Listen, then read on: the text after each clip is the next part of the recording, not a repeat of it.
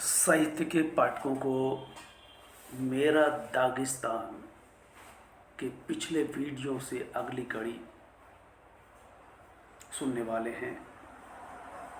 इस कड़ी की विषय वस्तु और विधा कैसे चुनी जाती है। रसूल हमज़ा तो मेरे दागिस्तान में एक तरह से लेखकों की पूरी दुनिया को समेटते हैं।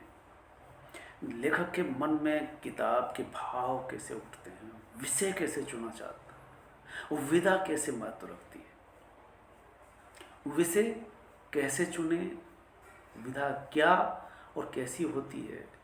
कहानी के बारे में वो कहते हैं कि कहानी को विचार और विचार को कहानी कहते हैं। कविता मन की तरंग की तरह होती है। जो कविता नहीं रचते शायद वे ही असली कवि होते हैं। असली कवि वो नहीं होता है जो लिख देता है।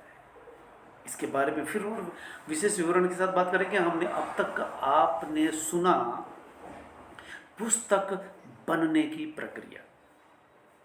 पुस्तक में गांव की गंध पूरी तरह से बसी हुई है।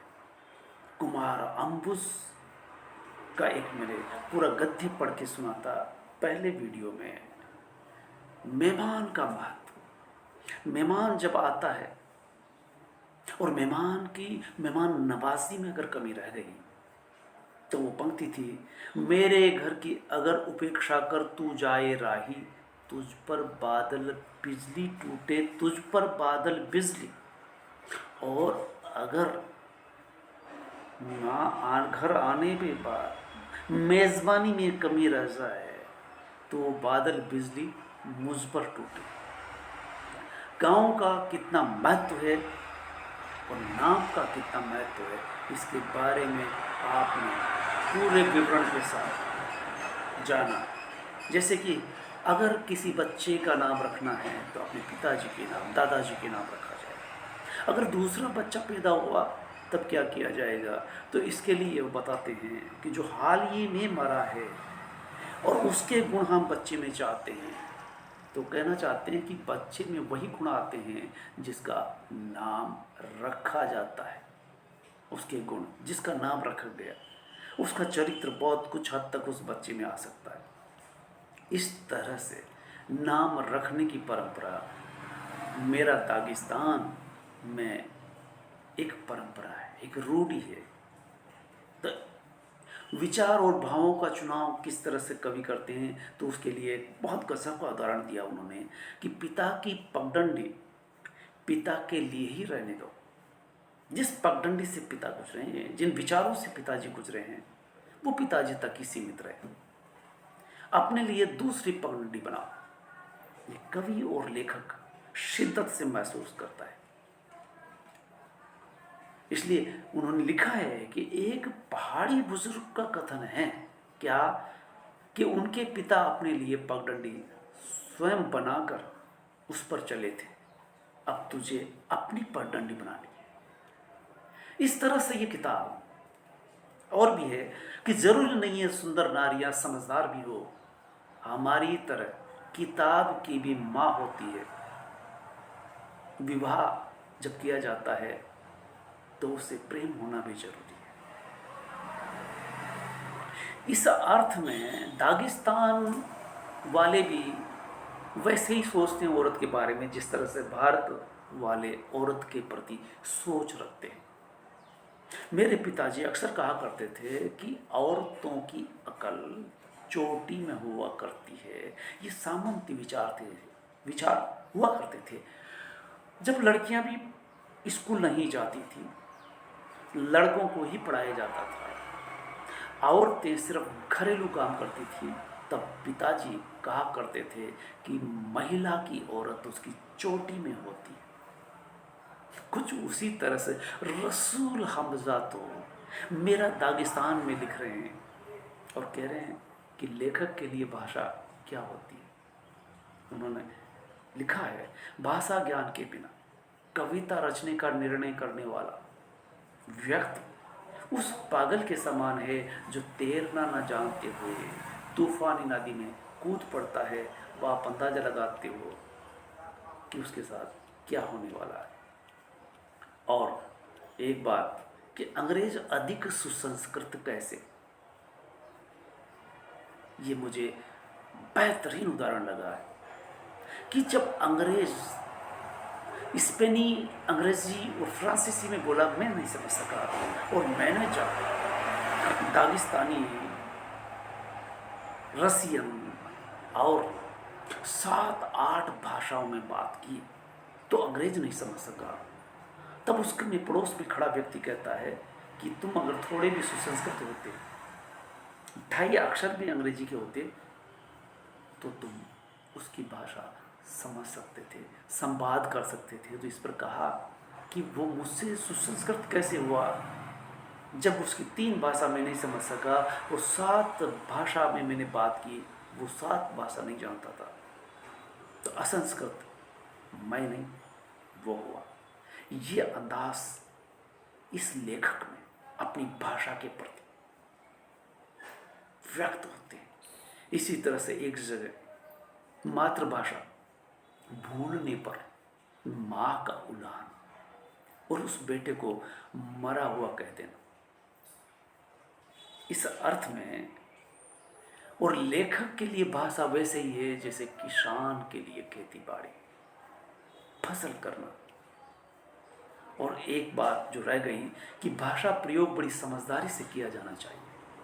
कहते हैं कि शब्द तो बारिश के समान होते हैं, एक बार महान वरदान है, दूसरी बार अच्छी रहती है और तीसरी बार सहन हो सकती है, लेकिन चौथी बार दुख और मुसीबत बन जाती है।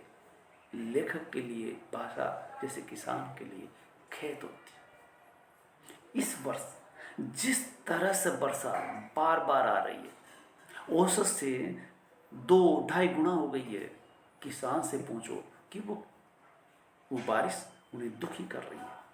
इसी तरह से इन्होंने शब्दों में डाला है कि पहली बारिश महान वरदान होती है, दूसरी बारिश अच्छी होती है, और तीसरी बार सहन कर सकते हैं, और चौथी बार तो दुख ही देती है। इस संदर्भ में विषय कैसे चुना जाए, आज की बात हम आरंभ करते हैं। विषय चुनते वक्त, और ये लेखक किस तरह से सोचता है कि लेखकों को किस तरह से सोचना चाहिए। लेखक विषय समस्या नहीं है। लेखक के लिए, किसी भी लेखक के लिए विषय समस्या नहीं है, नहीं होनी चाहिए। वह किसी भी विषय पर लेख नहीं चला सकता, उससे उसका विषय पूछना उचित नहीं है किसी के भी द्वारा। उपन्यास का विषय बताया जा सकता है, लेकिन कविता का नहीं। ये और गौर करने की बात है कि अगर कोई लेखक उपन्यास लिख रहा है तो उपन्यास का विषय हो सकता है, लेकिन कविता का नहीं हो सकता। क्यों? कविता अप्रत्याशित होती है। जैसे ये कहना मुश्किल है कि अंडा पहले हुआ कि मुर्गी, उसी तर्ज पर उदाहरण दिया है। विषय लेखक को जन्म देता है, या लेखक विषय को। विषय तो लेखक की दुनिया है। लेखक के अंदर कितने भी विषय हो सकते हैं, हर लेखक का अपने विषय होता है। विषय के बिना अस्तित्व ही नहीं हो सकता लेखक का। लेखक के लिए मातृभूमि सहज विषय है। जैसे कि मेरा दागिस्तान में उनका गांव, उनकी मातृभूमि बोलती है बार बार। इसलिए कहा कि लेखक के लिए मातृभूमि सबसे सहज विषय होता है। लेखक के कठिन समय में दागिस्तान इसी चट्टान के रूप में मददगार होता है। रसूल हमजा तो अपने विषय को लेकर के बता रहे हैं कि दागिस्तान, उनका गांव, उनका दागिस्तान, उनका क्षेत्र जहां वो पैदा हुए, वो ऐसे चट्टान के रूप में मददगार है उनके लिए, जिस पर वह अपनी पीठ टिका कर ठहर सकते हैं। एक से दूसरे विषय पर छलांग लगाने वाला गहराई में नहीं उतर पाता। आपने अगर एक बार विषय चुन लिया, फिर दूसरा, फिर तीसरा, ऐसे सोचते रहे, तो आप गहराई में नहीं उतर सकते। कई लेखक एक ही विषय पर काम नहीं कर सकते। हर लेखक का अपना खेत होता है। उदाहरण देते हैं वो कि हर लेखक के लिए, जैसे किसान के लिए खेत होता है, उसी तरह से हर लेखक के लिए अपना खेत होता है, चाहे वो छोटा ही क्यों हो। लेखक दूसरों के सुख दुख से नहीं, अपने दुख से संचालित होना चाहिए। बेशक लेखक की लेखनी में दुख झलकता हो, लेकिन वो किसी पराया दुख नहीं होना चाहिए, बल्कि लेखक दूसरों के सुख दुख से नहीं, अपने दुख से संचालित होना चाहिए। वह इसलिए हंसे कि दूसरे हंस रहे हैं और दुखी हो रहे हैं। कभी जब हंसे तो इर्द गिर्द सभी खुश हो उठे, कभी जब अपने दिल का दर्द उनके सामने रखे, उन सब के दिल से टीसें उठनी चाहिए। तो कवि कहता है कि दूसरों का विषय लेखक के लेखन का विषय नहीं हो सकता। दूसरों के बताए विषय पर लिखना वैसे ही है जैसे एक शिकारी एक रूपहली लोमड़ी का शिकार करने में पूरी जिंदगी दूर दूर तक खाक छानता है, अंत में वह अपने ही दर्रे में मिल जाती है। उसी तरह से अगर विषय को लेकर के इतनी दूर तक कोड़ी मारता हो, दूर के विषय पर सोचता हो, तो उस लोमड़ी की तरह कि जो पूरे जंगल में चक्कर काटती है और शिकार उसके पड़ोस में उसके घर पर मिल जाता हो, वह विषय को पहचान लेता है। उसे बाद में विषय के साथ गद्दारी नहीं करनी चाहिए। एक बार अगर विषय तय हो गया तो उसी विषय पर काम करनी चाहिए। विषय के साथ लेखक की गद्दारी, देश के साथ गद्दारी करते हैं लोग। कौन? जो नेता होते हैं। कब करते हैं यह आपको भली भांति पता है। लेखक के लिए एक साधारण विषय भी महान हो सकता है। महान विषय नहीं, उसने अगर चुन लिया तो उस विषय में महानता वो निरूपित कर सकता है। इसलिए विषय छोटा बड़ा नहीं होता। रसूल हमजा तो प्रार्थना के स्वर में लिखते कि दागिस्तान तुम मेरे लिए माँ हो, मुझसे भला बुरा कह ले मैं सब बर्दाश्त कर लूँगा, मगर मेरे दागिस्तान को मत छूना। दागिस्तान मेरे लिए माँ है, मेरा प्यार है, मेरी याचना है, प्रतिज्ञा है, प्रार्थना है, मेरे सारे जीवन का विषय है। कभी कभी मुझसे कहा जाता है कि मैं केवल तुम्हारे अतीत की चर्चा करूं, पुरानी रस्म रिवाजों, दंत कथाओं और गीतों, कुमारों, गरिमा और सास, माताओं के आंसुओं का ही वर्णन करूं। दागिस्तान 1000 साल देख चुका है।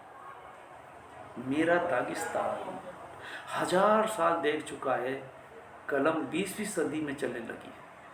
कलम चलना तो अभी अभी आरंभ हुआ है। दागिस्तान इतना बड़ा है, हजारों साल पुराना। अब तक तलवारों से ही इसका इतिहास लिखा जाता रहा, यानी राजा ऊपर लिखते रहे। अब मैं दागिस्तान के बारे में लिखता हूँ। कवि लेखक किस विधा में लिखे, विधा का चुनाव कैसे करे, या लेखक कोई भी विधा का चुनाव कैसे क्यों करता है। तो कवि कहता है कि जैसे कविता क्या होती है। कविता तो मन की तरंग है, समंदर में जो लहरें आती है, और लहरें जब समंदर में आती है, कितनी भी तनावग्रस्त होकर के आप समंदर के किनारे चले जाइए। ये मेरा व्यक्तिगत अनुभव है। 1994 16 सितंबर 1994 को मैंने दमन में प्रवेश किया, और दमन में जहाँ ठहरता था PWD गेस्ट हाउस में, तो वहाँ से महज 50 मीटर की दूरी पर समंदर ठाटे मार रहा था, लहरें आ रही थी। सुबह उठा तो लगता जैसे गरजता हुआ शेर दहाड़ रहा हो, इस तरह से वो समंदर गरज रहा था।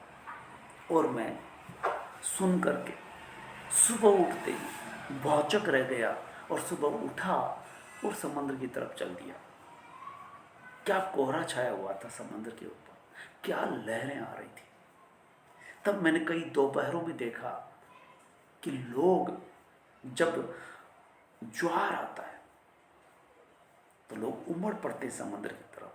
जब भाटा आता है तब वहाँ कोई नहीं होता, लेकिन ज्वार जब आता है, ज्वार जब उठता है तो तूफान उठता है, जैसे उफान आता है समुद्र में, समुद्र किनारे तक आ जाता है। तो उनकी लहरों को देख करके हर व्यक्ति सुकून महसूस करता है, खुश होता है। अगर दुखी भी है तो दुख गायब हो जाता है, जैसे मन की तरंगें। तो कवि कहता है कि कविता तो मन की तरंगें हैं। कविता के बारे में और कवि के बारे में कहते हैं कि जो कविता नहीं रचते शायद वे ही असली कवि है। क्या मतलब है? पिताजी कवि होते हुए भी कविता पर बात नहीं करते। उन्होंने अपने बेटों पर एक भी गीत नहीं लिखा। वे काव्य रचना के बजाय संजीदा काम करना पसंद करते थे। जमीन जोतना, खलियान को ठीक करना, गाय और घोड़े की देखभाल करना, छत पर से बर्फ साफ करना, गांव और हल्के के मामलों में सरगर्म हिस्सा लेना। लेकिन कविता पर बात नहीं करती। कविता तो तरंग की तरह है, मन में जैसे तरंगें उठती है। कविता के बिना दुनिया कैसी होगी, इस पर कवि लिखता है कि दुनिया होती, कविता के बिना दुनिया कैसी होती है। दुनिया होती सागर जैसी, मगर नीलिमा से अनजानी। अगर कविता नहीं होती तो दुनिया अधूरी होती।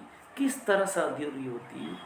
दुनिया होती सागर जैसी, मगर नीलिमा से अनजानी, हिम आच्छादित धवल छटा से जो मनमोहक चिर सुंदर।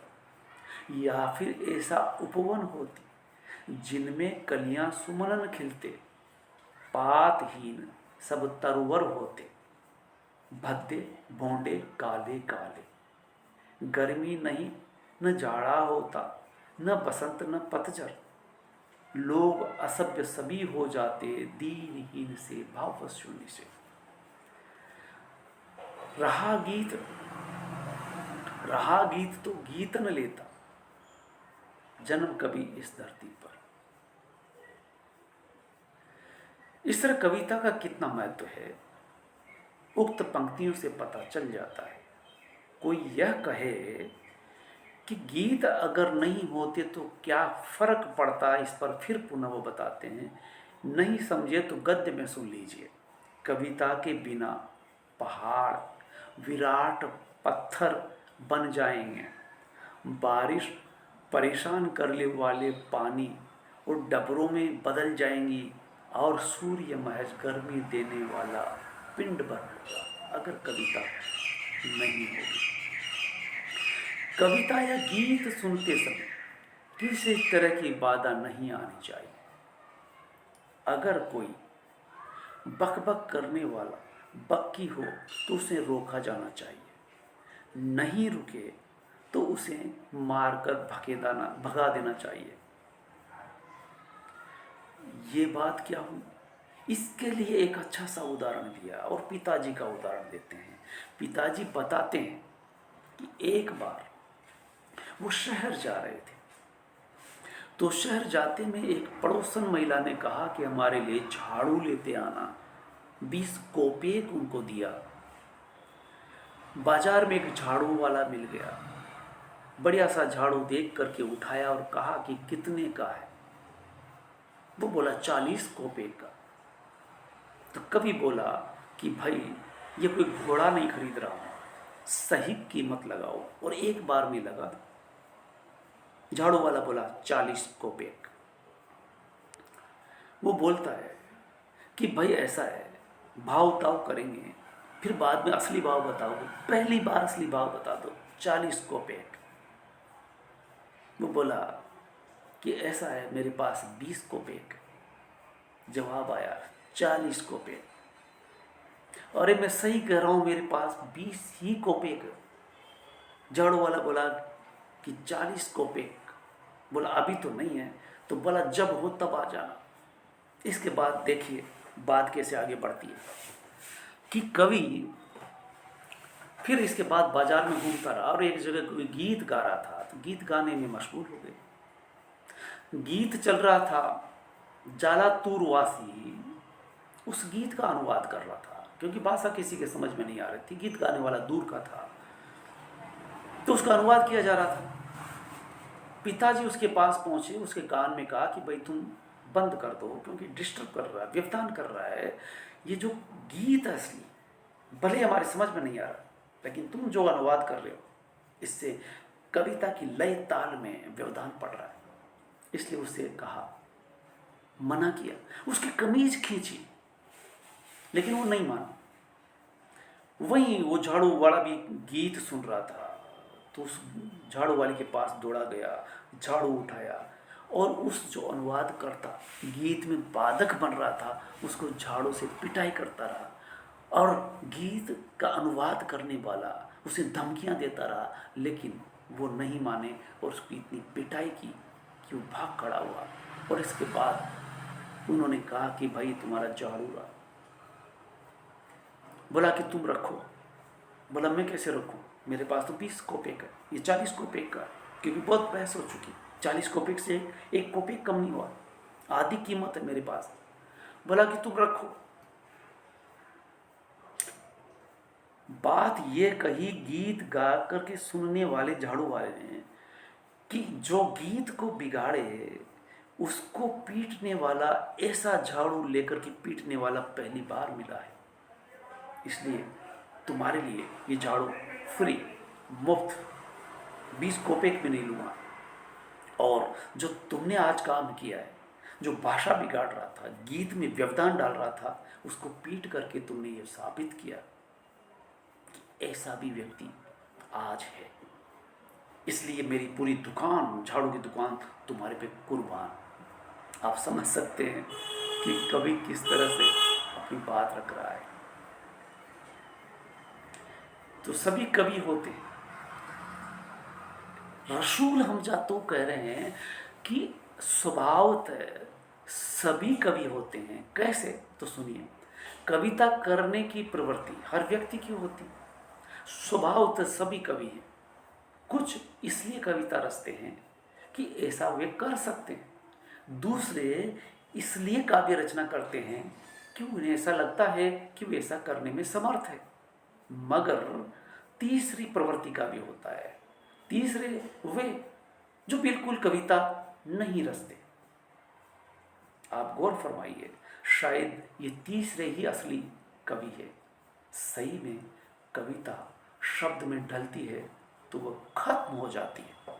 ये बात कई लेखकों ने, कई कवियों ने कही है कि वो कविता बेहतरीन है जो अभी तक नहीं बनी। और ये बात तो रसूल हमजातो ने भी लिखा है कि मैंने जितनी भी किताबें लिखी, जो शब्द व्यक्त हो चुके हैं, मेरे लिए वो शब्द और वो किताब सबसे कीमती है, प्यारी है, जो अभी लिखी जानी, वो शब्द जो अभी बोले जाने।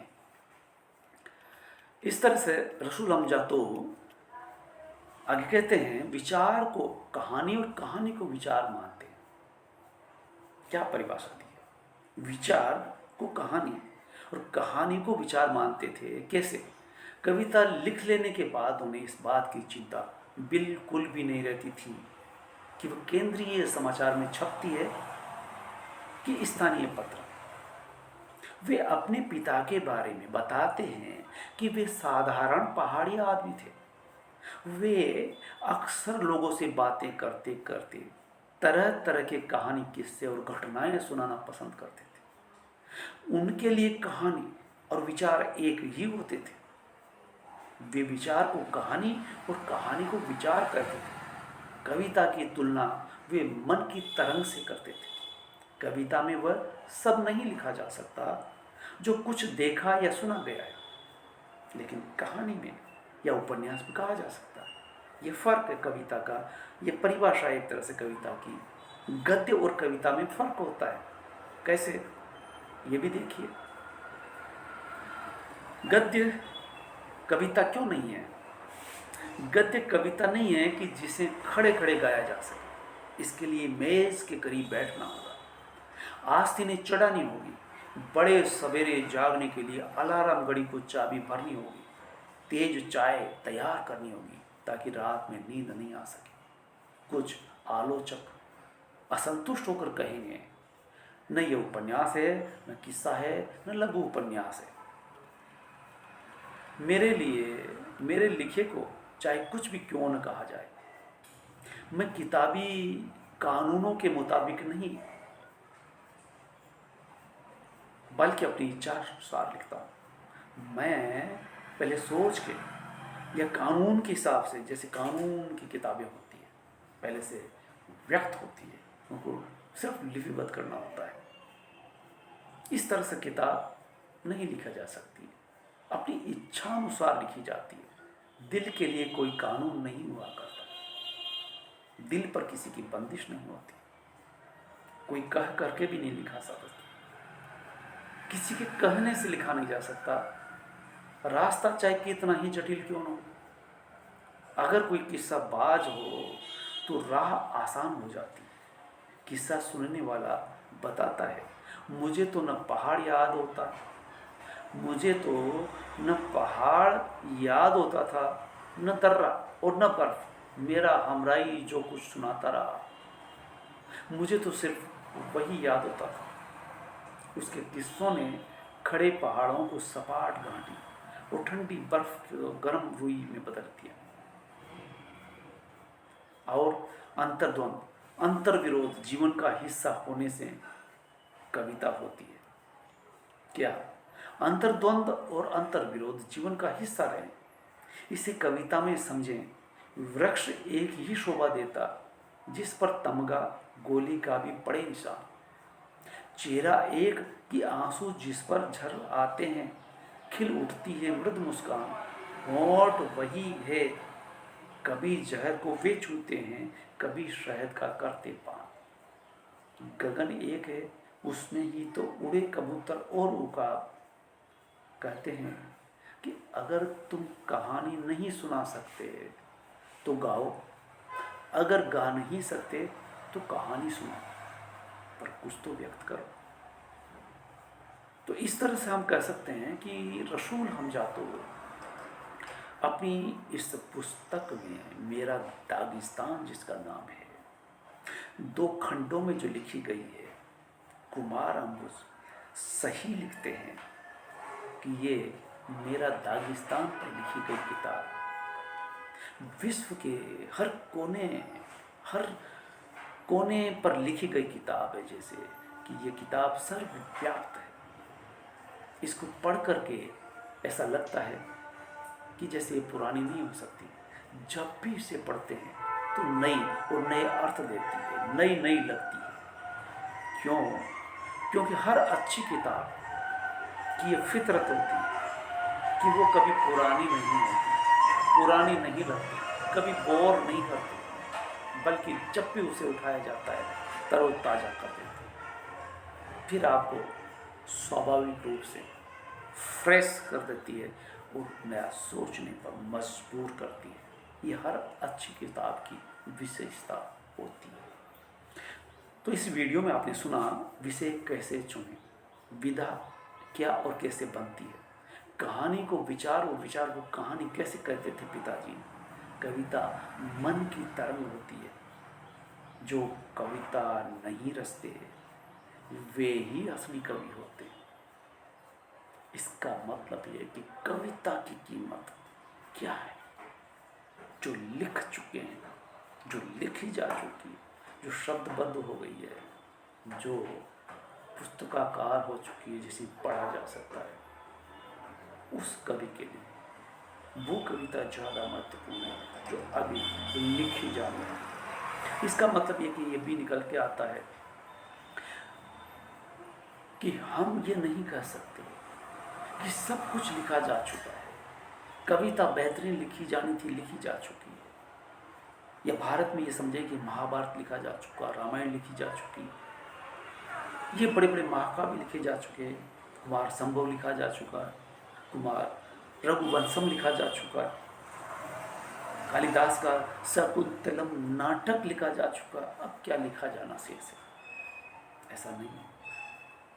कि जब चंद्रकांता संतति खत्री जी लिखते हैं, इसके बाद जब प्रेमचंद लिखने लगते हैं, तब यथार्थ और किसान जीवन गोदान में किस तरह से आता है। तो कहने का मतलब ये है कि दुष्यंत जब गजल लिखते हैं, यानी लिखने का क्रम कभी बंद नहीं हो सकता। अगर हम है, अगर जीवन है, अगर ये दुनिया चल रही है, तो लेखन कर्म भी चलता रहेगा। लेकिन बेहतरीन उम्दा रचना वो होती है जो शाश्वत हो जाती है और लेखक अमर हो जाता है। इसलिए लेखक अमरत्व प्राप्त करने के लिए लिखा करता है, रचा करता है। वाल्मीकि, तुलसीदास जिस तरह से लिखते हैं और जिस तरह से लिख करके वो अजर अमर हो जाते हैं। 500 साल हो गए, 1000 साल हो गए, वो आज भी। और बुद्ध या कबीर, बुद्ध पर लिखा जाता है। बुद्ध कभी मर नहीं सकते। गांधी पर विचार विमर्श होता है। सुकरात को जहर का प्याला दे दिया जाए, लेकिन सुकरात जहर का प्याला पी करके मर नहीं जाते, बल्कि अमर हो जाते हैं। तो इस तरह से साहित्य के पाठकों, जय हिंद। आप इसे देखें और आगे बढ़ाएं, लेकिन अपनी टिप्पणी अवश्य दें।